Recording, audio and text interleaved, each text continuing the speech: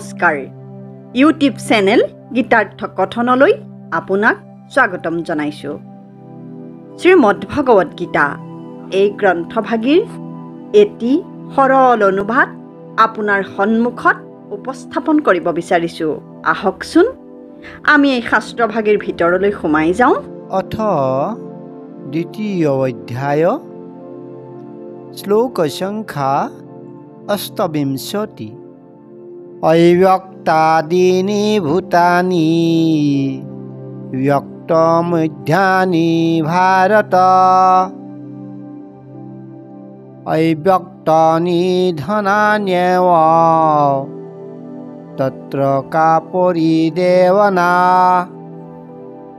শব্দাৰ্থ অব্যক্তাদীনি অব্যক্ত আদিনি যিবিলাকে প্ৰথম অৱস্থাত প্ৰকাশ নোপোৱাকৈ থাকে। ভূতানি সৃষ্ট পদাৰ্থ জীৱ আৰু জড়।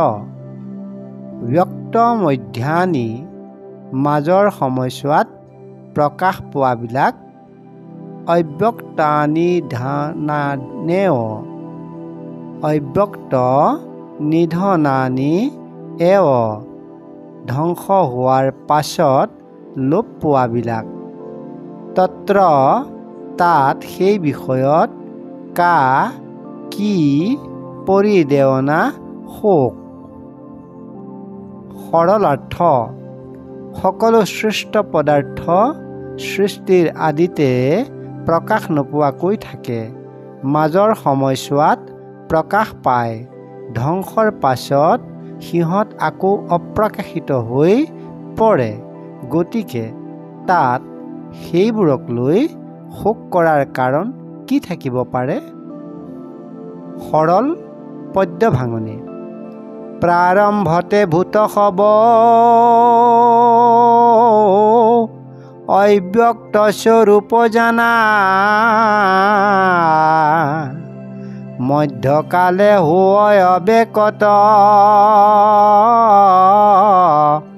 অন্তকালে ইটো সব পুনৰ অব্যক্ত হোৱে তাক লাগি শোক অনুচিত। শ্লোক ভাগৰ সৰল ব্যাখ্যা। এই শ্লোক ভাগতে সৃষ্টিতত্বৰ সকলোখিনি কথা অতি সংক্ষিপ্ত ৰূপত প্ৰকাশ কৰা হৈছে। সৃষ্টিৰ আদিত একো নাছিল, আনকি সময়ো নাছিল, স্থানো নাছিল।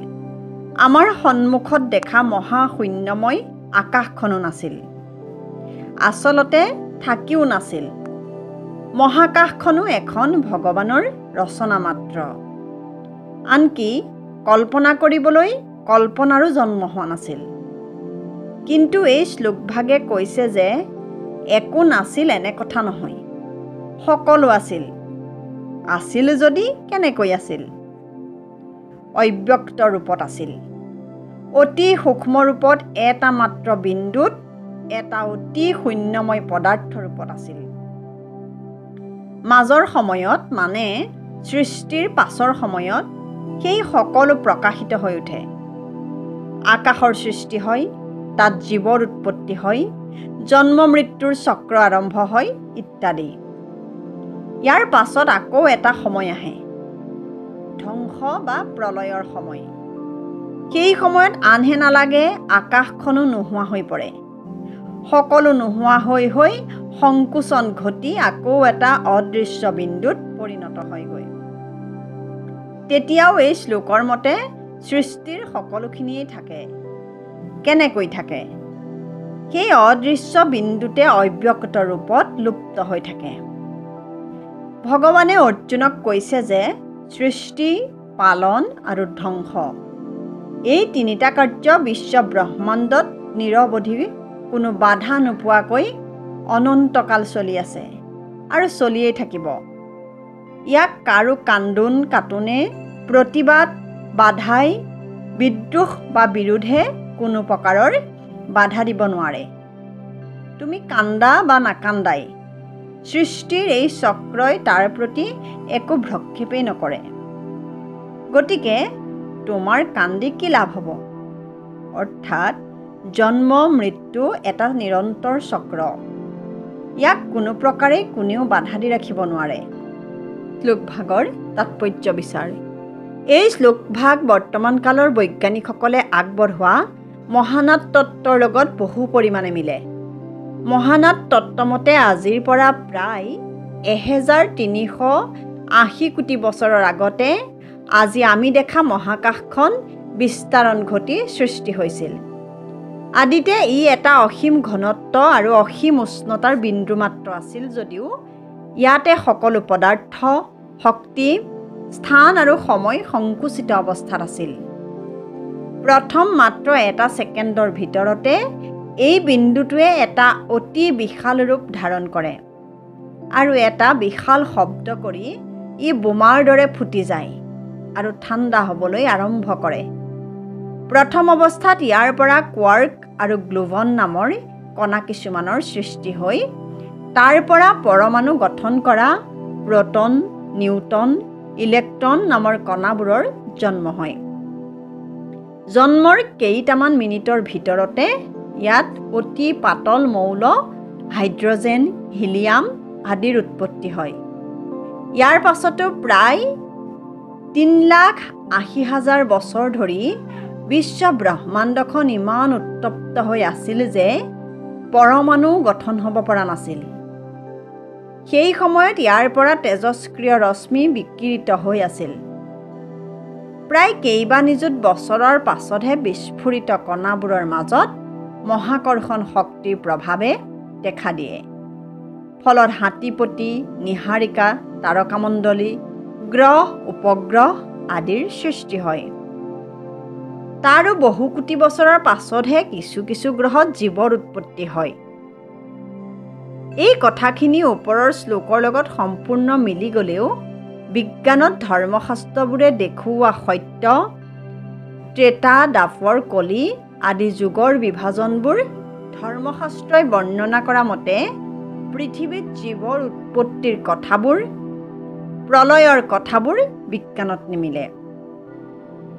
এই ক্ষেত্ৰত আমি বিজ্ঞানকহে মানিব লাগিব, কাৰণ বিজ্ঞানে যিবোৰ তথ্য প্ৰকাশ কৰে সেইবোৰ অনুমান কৰি প্ৰকাশ নকৰে, পৰীক্ষাৰে প্ৰমাণ কৰিহে কৰে। আৰু বিজ্ঞানে অনুমান কৰি যি কয় তাতো সৰ্বসন্মত যুক্তিযুক্ততা থাকে।